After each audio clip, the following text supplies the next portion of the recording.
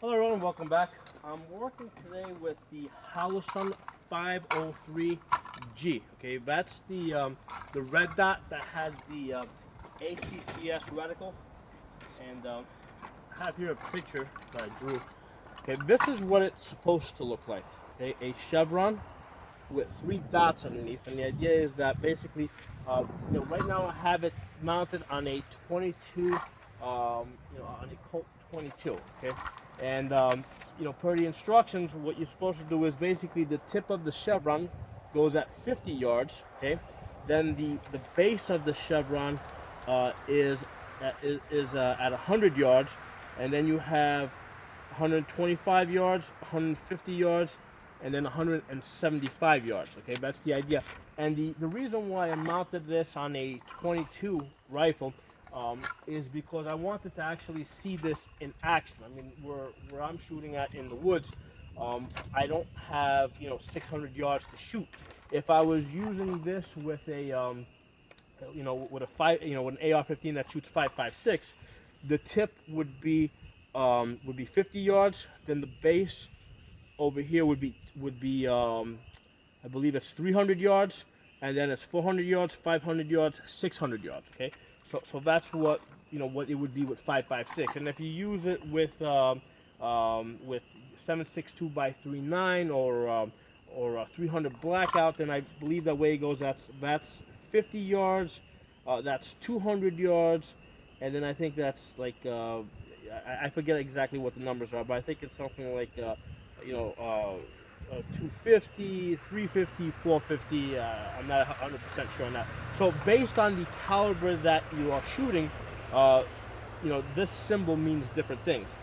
Now, realistically, when you're shooting this at distance, and unless you have 20/20 vision, the chevron is going to look more like this.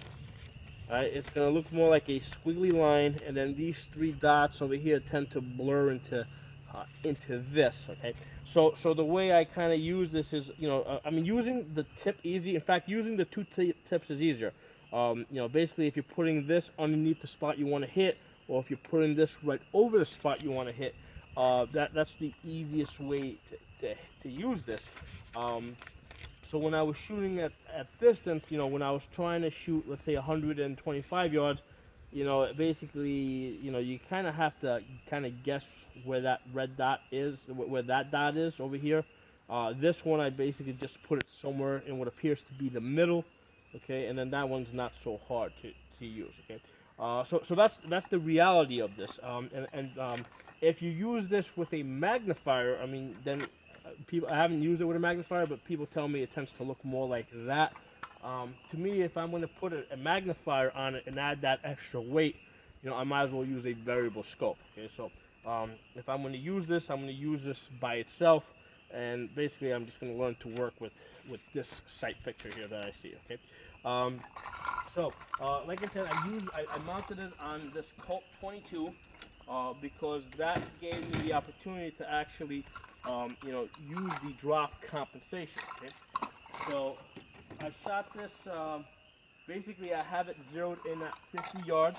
Okay, and it shoots fine at 50 yards. And then when I shoot it at 100 yards, I get a nice grouping in the center. The best grouping I've gotten with this scope at 100 yards was a 3-inch group. Okay, that's the best grouping I've gotten with this rifle using that red dot.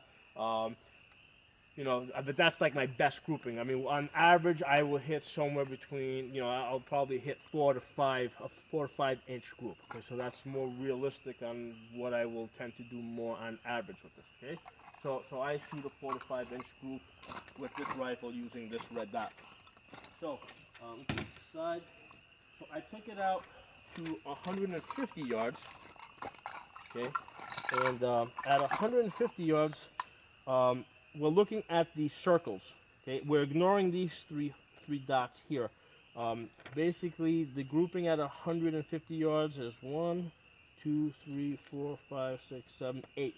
8 out of 10 at 150 yards. So, not bad. I mean, I was pretty happy with that. From there, I decided to take it back to 175 yards. And for that extra 25 yards, pretty big difference. I mean, things get a lot harder.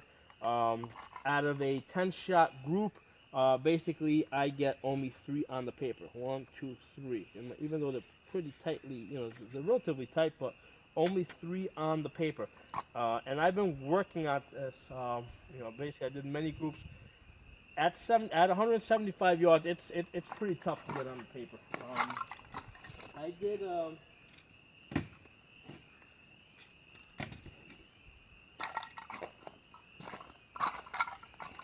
Okay, I did this again at 150 yards. Okay, now mind you, this is a 20-shot group.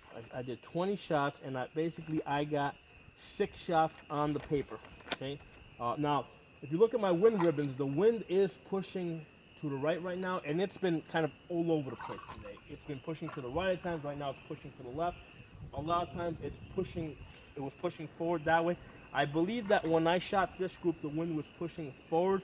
So it was accelerating, decelerating my shots. So I got this line right here, 6 out of 20 on this line. And I think part of the issue here is basically just the 22 long rifle itself. It's a pretty light round. I was shooting these Remingtons, golden bucket, 36 grain. It says that it's 1,400 feet per second high velocity. Okay, I did try shooting these CCIs, which are also 36 grains, but these are rated for a slower. This one says 1,260, 1,260, and basically I couldn't get on the paper. I mean, I had sighted in this rifle with this ammunition, shooting at the 1,400 feet per second.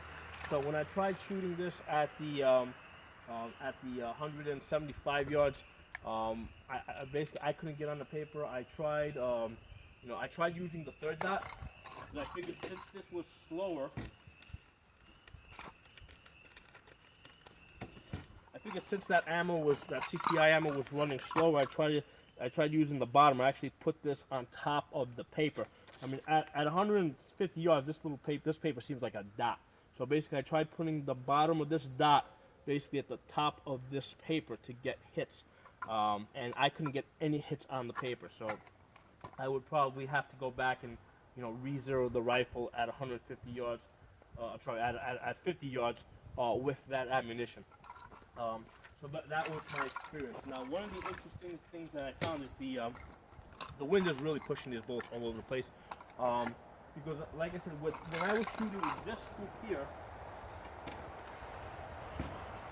actually not with this group, when I was shooting, I did 20 rounds with this ammo, which is a little bit slower, and I found that what the wind actually did is, because I had a new board that I had basically standing up behind a tree, and from where I was shooting, the board was actually behind a tree about 2 feet over to the left. So I couldn't visibly see that board, and what happened is somewhere, I'm shooting 175 yards, about 75 yards in, which is where this board was, the wind actually shifted it and pushed it about 2 feet behind a tree that was not visible to me, and I put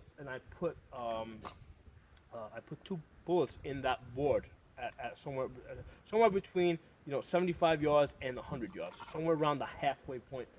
So at the halfway point, some of these bullets actually shifted 2 feet over. So as you can imagine, trying to with the way the wind is actually blowing right now, it's really hard to to get consistent shot groups. So with the 22 long rifle. So basically, I wanted to share that experience with you guys. It is fun and interesting to use this ACSS reticle with the 22s. Just because they are slower and they do drop faster, and you're able to actually use that drop compensator at shorter distances. and it's also fun trying to predict, you know, the wind and what the wind's going to do to these bullets as they're flying through the air. I did another video on reading the wind, on how, you know, basically, you know, hanging these wind ribbons and trying to read them and trying to figure out how they're going to affect your bullets and try to, you know, predict where you might need to shoot. So you guys can look that up and check it out. So post some comments, hit that thumbs up button.